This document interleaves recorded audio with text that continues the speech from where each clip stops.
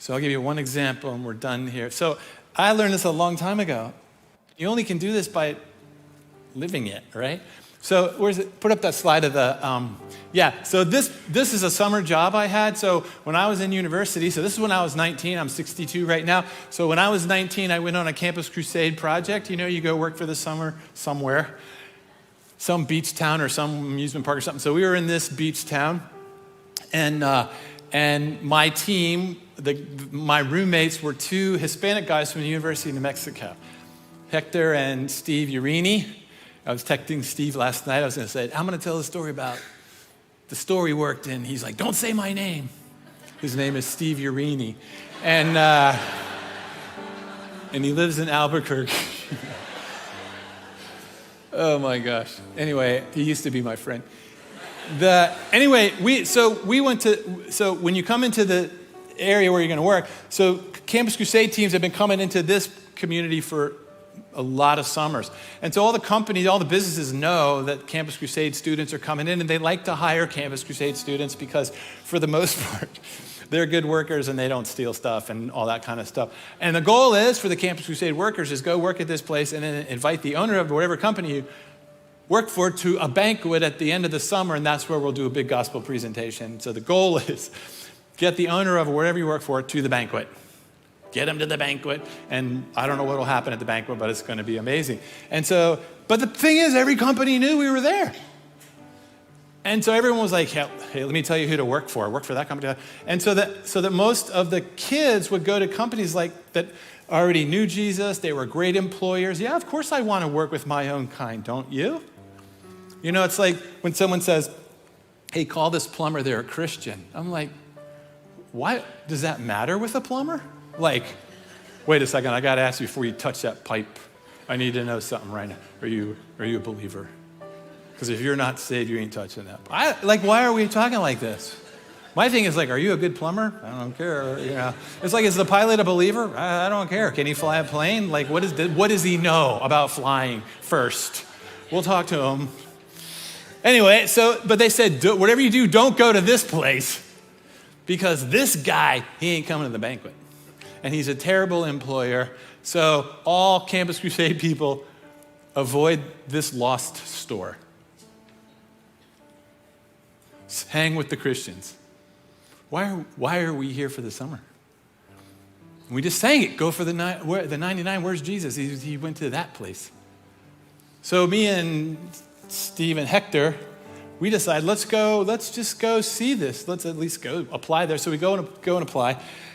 And we meet the owner, and he is horrible. Oh my gosh, he doesn't even pretend not to be a racist. And he looked at Hector and Steve, and he just laid right into him about the immigrant community and the weight on the country. This is in 1979. Like dragging down the country, and we can't afford you people. Like there were students at the University of New Mexico. We were born in the United States. It doesn't matter. You know, like this guy. Right away, we haven't even applied yet. And so, like, we're looking at each other like, do we feel like God's inviting us into this nightmare? Doesn't God only invite you into stuff that's happy and great and awesome and everyone was already believers? Isn't that what he normally does? And so, anyway, we apply. We get hired because no one else is going to work there. So we get hired, and it's horrible. It is the worst place I've ever worked in my life to this day. Hector's still in therapy over this event. Oh my gosh. And so we would go work through the day, work these 8 and 10 hour shifts, and we'd have to come home, and it was like you had to wash yourself off. It was so horrible. It was beyond toxic. What's worse than toxic? You're already dead. As soon as you walk in, you're just dead. And it's that bad. The guy was so mean. Show the, you know what I mean, guys? Yes, they know what I mean. This is their website. I found they actually have a website. Look at the comments. They're 5-star testimonials. I'm sure these aren't made up. 4 months ago, very nice people.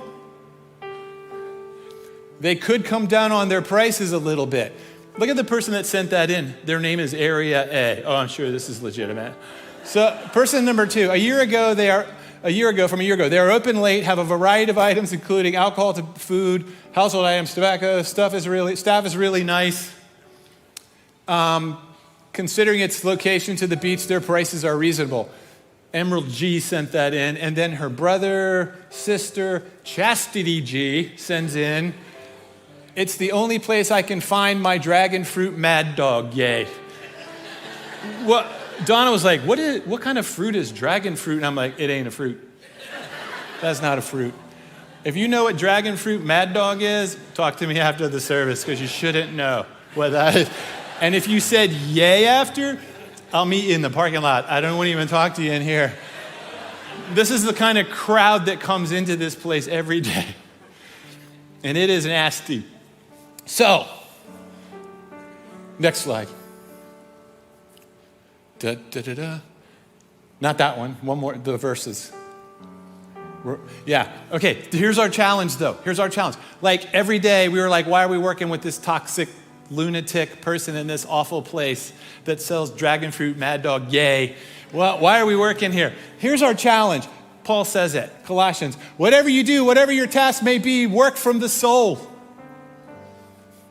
That is, put in your very best effort as something done for the Lord, worship, and not for racist owners. Next. Knowing with all certainty that it is from the Lord, not from men, that you will receive the inheritance, which is your greatest reward. It is the Lord Christ whom you actually serve. We couldn't quit Jesus. We could quit the guy, but not Christ. If Christ said walk away, we would have walked away, but he didn't. It's a funny thing about Jesus. We're like, this is a mean person that hates us. What would you do? I know, die for him. Next, Ephesians, servants, employees, be obedient to those who are your physical masters, employers, having respect for them, an eager concern to please them. Who? This guy? Peter said, in all cases, honor all men. They were under Nero, who was burning Christians in his house as torches. Honor all men. In singleness of motive and with all your heart as service worship to Christ himself, not in the way of eye service as if they were watching you and only to please men, but as servants, worshipers of Christ, doing the will of God heartily and with your soul, rendering service readily with good will as to the Lord, not to men. Every day we read those verses. Back to worship, back to service, back to worship, back to service every day. And then we were like, God, what do we do? How do we impact this guy? He's like beyond anything we can do. And we had an idea. We found out that he had these warehouses where he got merchandise from, his own stuff, and we got the keys from his wife, and we went there, and this is what they look like. Show that picture. This is one of his warehouses. They were just piles of underneath boxes back there, we found 2 antique cars. They were just a nightmare. And so what we would do is get off work at the store, and then we would go eat dinner, and then we would go into these warehouses, and through the night we would organize them and catalog all this stuff. Never told them. Just went and did it every night. And it was exhausting. It was. And then up early the next morning to go worship and serve, worship and serve. And we would be in that warehouse laughing our heads off, probably just in pure hysteria. I don't know. Why are we doing this? I don't know. Look, I found a car. Now you're hallucinating. No, it's a car. And we waxed the cars. And one night, he went in there for whatever reason. And he goes in and he just stands in there and he just looks at this. Never said a word to us. The night of the banquet, he comes with his wife.